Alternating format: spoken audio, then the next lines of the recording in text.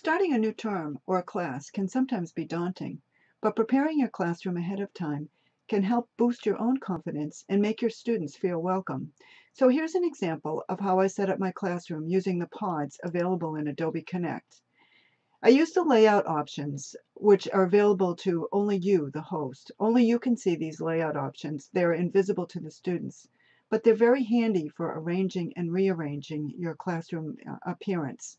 I start with a welcome, or what I call the start class layout.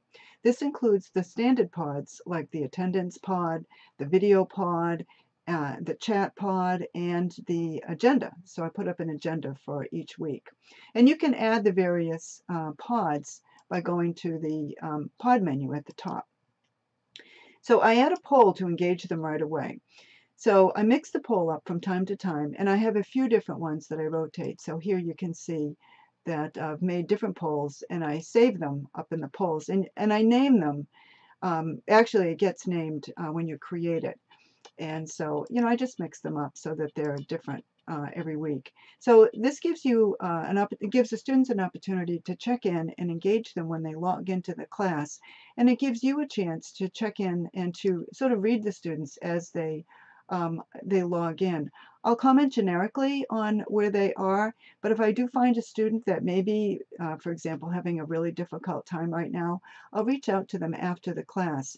You can see who does the polls are anonymous to the students, but as a host, you can see behind the scenes who is doing which answer.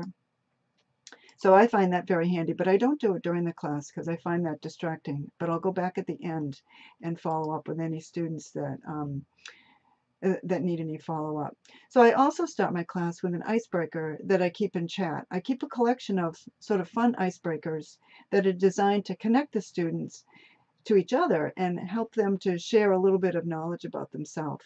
So the icebreaker does a really good job of breaking the ice and warming up the classroom environment. And you can see in the notes pod where I've saved a couple of them, I name them icebreaker. So I have a collection of them that I've built over time, and then I can mix them up each week.